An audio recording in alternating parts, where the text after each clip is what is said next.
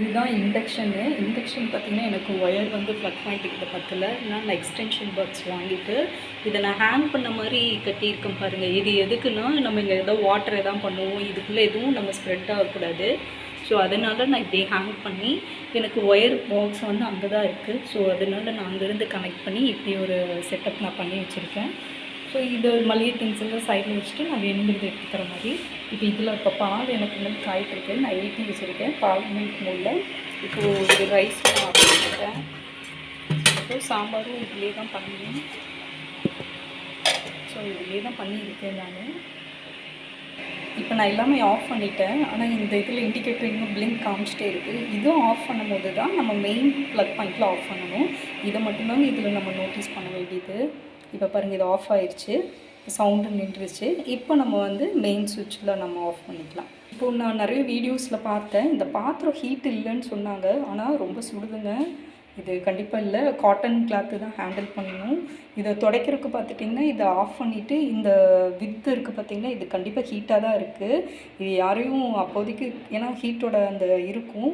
So இது வந்து கொஞ்சம் ஹீட் கம்மியானதுக்கப்புறம் ஒரு வெட் கிளாத் வச்சு நம்ம இதை வைப் பண்ணி க்ளீன் பண்ணி எடுத்துக்கலாம். அவ்வளோதான் இதோட மெயின்டெனன்ஸு. இது ஓப்பன் பண்ணி வச்சுருக்கு.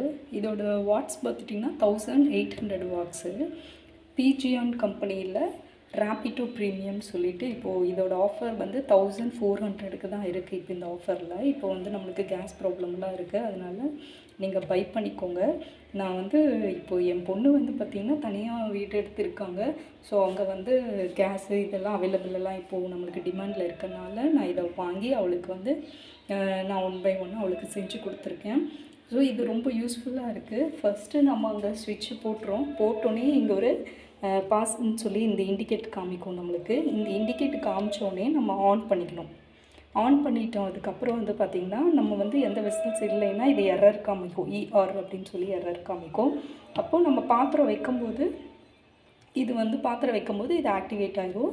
சில்வர் பாத்திரம் வந்து நம்மளுக்கு எப்படின்னா நல்லா அடிக்கனமான பாத்திரம் வாங்கணும்.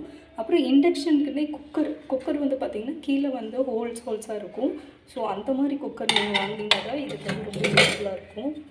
பாருங்கள், இப்படி இந்த மாதிரி இருக்கணும். இந்த குக்கர் மட்டும் நான் பிஜியானோட தான் வாங்கியிருக்கேன். ஸோ இந்த குக்கர் வந்து இதுக்கு சூட்டபுளாக இருக்கும். வேறு எந்த குக்கர் வச்சாலும் அது கரண்ட் ஒர்க் அவுட் ஆகாது. சில்வரில் மட்டும் அடிக்கனமாக எடுத்துக்கோங்க. அதே மாதிரி பார்த்துட்டிங்கன்னா இதில் வணக்கிறதுக்கு பார்த்துட்டிங்கன்னா இதுவும் அப்படி தான் நல்ல வெயிட்டு கனமாக இருக்குது. ஸோ இந்த பாத்திரம் இதுக்கு வந்து ஒர்க் ஆகுது. தாளிக்கிறதுக்கு எல்லாத்துக்குமே நீங்கள் இதை யூஸ் பண்ணிக்கலாம். பொரியல் பண்ணுறதுக்கு எல்லாத்துக்குமே இதை யூஸ் பண்ணிக்கலாம். ஸோ இந்த மாதிரி ஒரு லிட்டோடு நீங்கள் வாங்கிட்டிங்கன்னா உங்களுக்கு ரொம்ப யூஸ்ஃபுல்லாக இருக்கும். இதில் வந்து ஃபங்க்ஷன் மோடுன்னு இருக்குது. இப்போ நான் மில்க் வைக்கிறேன் அப்படின்னு சொல்லி இப்போ வந்து நான் ஆயில் ஊற்றிட்டு கடுகு வெங்காயம் இதெல்லாம் பொரியணுன்னா இந்த ஃபங்க்ஷன் மோடு யூஸ் பண்ணி மில்கில் வச்சிங்கன்னா மில்க் வந்து 80ல் தான் காமிக்குது. ஸோ அப்போ வந்து கொஞ்சம் கரெக்டாக அந்த எண்ணெய் இதெல்லாமே கரெக்டாக பாயில் ஆகிட்ருக்கும். ரொம்ப ஹீட்டு 1000ல் நீங்கள் வச்சுட்டிங்கன்னா இது என்ன ஆகும்னா இந்த பாத்திரம் ஒரு மாதிரி கறி பிடிச்ச மாதிரி ஆயிரும். இது வந்து நான் யூடியூப் வீடியோ நிறைய பார்த்தேன், அதில் யாருமே அந்த மாதிரி சொல்லலை. ஸோ இதெல்லாம் குட்டி குட்டி விஷயம் நம்ம நோட் பண்ணிக்கணும். பாலும் அதே மாதிரி தான். பால் மட்டும் கொஞ்சம் பக்கத்தில் நம்ம நிற்கணும். அந்த டைம் செட் பண்ணிட்டோம் அப்படி சொல்லி விட முடியாது, அது பொங்கி போகுது. ஸோ அதுக்கு முன்னாடி நம்ம ஆஃப் பண்ணிக்கிட்டா ரொம்ப நல்லது. பாத்திரம்லாம் பார்த்திங்கன்னா நம்ம இப்போ குக் பண்ணிகிட்ருக்க அதை நம்ம தொடுறோம் அப்படின்னா இப்போ நான் நேற்றுலேருந்து நான் யூஸ் பண்ணுறேன், எனக்கு சூடு வருது, ஹீட் அது ப்ராசஸ் பண்ணுது அந்த பாத்திரத்தில். ஸோ நீங்கள் வந்து காட்டன் கிளாத் கையில் எப்போவுமே ஹேண்டியாக வைக்கிறது ரொம்ப நல்லது. அதுவும் யாரும் சொல்லலை தொட்டாலாம் சூடு வரல அப்படி தான் சொன்னாங்க. ஆனால் தொட்டால் சூடு வருது. நம்ம ப்ராக்டிக்கலாக யூஸ் பண்ணும்போது தான் அது தெரியுது. நிறைய உட்டன் கரண்டி யூஸ் பண்ணுங்கள் தாளிக்கும் போது. அப்புறம் வந்து பார்த்துட்டிங்கன்னா காட்டன் கிளாத் யூஸ் பண்ணுங்கள். இந்த மாதிரி யூஸ் பண்ணும்போது நம்மளுக்கு அந்த ஹீட் இருக்காது. ஏன்னா நேற்று எனக்கெல்லாம் 2 சூடு வாங்கிடுச்சு. ஸோ நம்ம ஹேண்டில் பண்ணுறது கொஞ்சம் இருக்குது, அதெல்லாம் கொஞ்சம் பார்த்து தான் நம்ம செய்யணும். இதுக்கான பொருள்னா ஸ்ட்ராங்கான சில்வர் பாத்திரம் வாங்கிக்கோங்க. நான் மங்கள் சொல்லிட்டு சேலத்தில் தான் இதெல்லாம் பர்ச்சேஸ் பண்ணேன். அப்புறம் குக்கர் பார்த்திங்கன்னா ரிலையன்ஸில் பர்ச்சேஸ் பண்ணேன். நிறையா குட்டி இங்கே வசந்தம் ஸ்டோர்னு சேலத்தில் இருக்குது. அங்கே எல்லாமே குட்டியாக நான் பாப்பாவுக்கு வாங்கி எல்லாம் செட் பண்ணி கொடுக்கறதுக்காக வாங்கியிருக்கேன். இதுதான் அதோட பாக்ஸு. இதில் பாருங்கள் 1800ன்னு போட்டிருக்கு. அப்புறம் ஃபங்க்ஷன் மோடு பட்டன் இருக்குது.